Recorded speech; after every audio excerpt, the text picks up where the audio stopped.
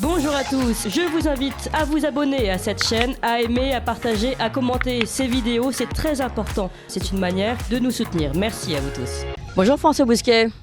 Bonjour Clémence. Et justement, nous recevions deux auteurs de la Nouvelle Librairie dont vous êtes directeur et rédacteur en chef, évidemment, on le sait, de la revue Éléments. Alors François Bousquet, aujourd'hui, vous aussi, vous nous parlez des femmes, mais des femmes en voile ou en string, le nouveau visage des conversions à l'islam. Oui, exact. Les deux, mon capitaine, et vous allez voir que c'est au fond un peu la même chose. Nul n'ignore combien les lois de l'imitation et de la ressemblance sont au cœur de la reproduction sociale. Les hommes le savent depuis au moins Aristote et sa fameuse mimésis. Tant il est vrai qu'ils se modèlent les uns sur les autres comme des calques, par ondulation, disait le grand sociologue Gabriel Tarde, spécialiste du sujet. D'ordinaire, les hommes épousent le modèle dominant et s'y conforment. C'est un peu comme cela qu'a longtemps fonctionné l'assimilation des immigrés en France, jusqu'à ce que le droit à la différence et les politiques dites de reconnaissance viennent en dérégler la belle mécanique. Mais l'homme est ainsi fait qu'il ne saurait se soustraire aux lois de l'imitation. Ce qui a changé, en revanche, c'est le modèle dominant. Car ce n'est plus, hélas, l'indigène français qui le fixe, mais le colonisateur. Ainsi, l'assimilation fonctionne-t-elle toujours aussi bien, mais à l'envers? C'est ce que donne à voir le phénomène des conversions à l'islam. Alors, combien de divisions s'est converti? Depuis une bonne dizaine d'années, on avance paresseusement toujours le même chiffre douteux, plus ou moins 100 000 convertis. À voir.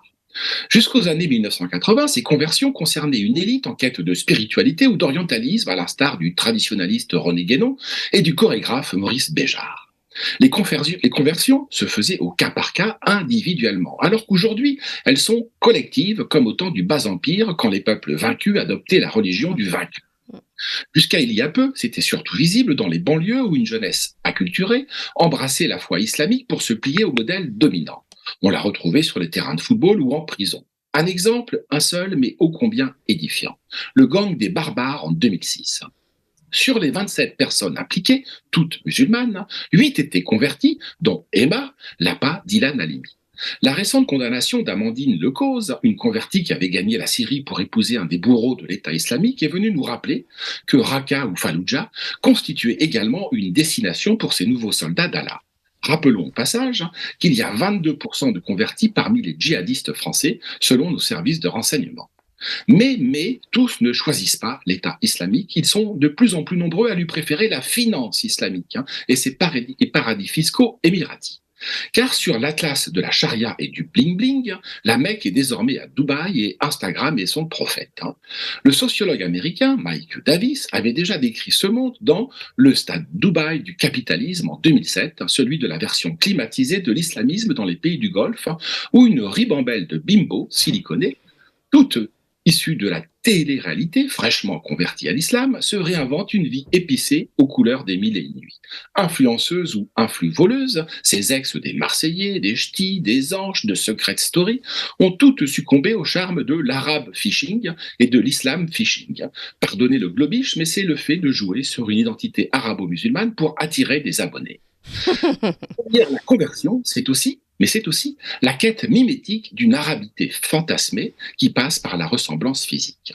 Car le propre de ces néo-musulmanes, c'est qu'elles se ressemblent toutes, empruntant leurs traits redessinés par la chirurgie esthétique à Kim Kardashian et à Nabila.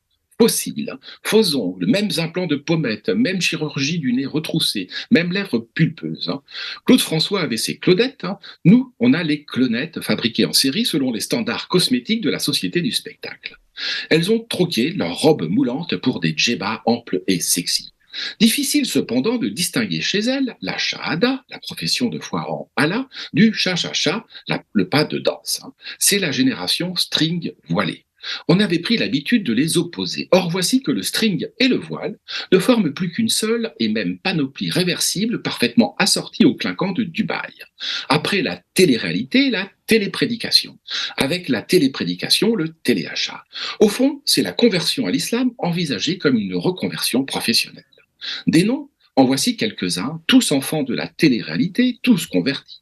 Tous macro-influenceurs installés à Dubaï, sauf Marine El Limer au Maroc, qui apparaît tour à tour voilée et dénudée, 1,6 million d'abonnés sur Instagram, et Dylan Thierry, ex-Koh Lanta, lui, qui traîne quantité d'affaires, lui qui faisait des lives avec un imam où des jeunes filles se convertissaient. 1 500 000 abonnés sur Instagram. Les autres, Mila Jasmine, de son vrai nom Marie-Charlotte Germain, qui fête aussi bien Halloween que le Ramadan, 3,2 millions d'abonnés sur Instagram. Notez que sa sœur s'est également arabisée, appelée-la Safia, et non plus Gwendoline Germain, autre nom Sarah Lopez, elle 1,6 million d'abonnés sur Instagram, ou encore Marc Blatta, marié à Nadé Blattal, surnommé les Balkany de Dubaï, 4,2 millions d'abonnés sur Instagram, jusqu'à ce que le compte des Blatta, converti à l'islam pour le garçon, accusé d'escroquerie, soit supprimé. Ou encore Fidji Ruiz, de son vrai nom Zora Fidji Micheline Ruiz, elle 2,1 millions d'abonnés sur Instagram. La vérité, c'est que, plus que du business, ce que les hommes achètent depuis la nuit des temps, c'est de la puissance. Or, la puissance est islamique. C'est ainsi du moins que le perçoit une jeunesse acculturée et zombifiée. Vous rappelez-vous le vieil Horace qui disait un siècle avant notre ère, « La Grèce conquise a conquis son farouche vainqueur ». Eh bien nous, c'est l'Europe colonisée par ses anciennes colonies. Mais notre Athéna s'appelle Fatima et Homère, c'est Omar. Pas dit qu'on ait gagné au change. Merci beaucoup François Bousquet. Je rappelle que vous êtes rédacteur en chef de la revue Éléments et directeur de la Nouvelle Librairie. Vous appréciez cette émission? Alors aidez Radio Courtoisie à en produire d'autres en indépendance totale. Rendez-vous sur soutenir.radiocourtoisie.fr. Merci d'avance.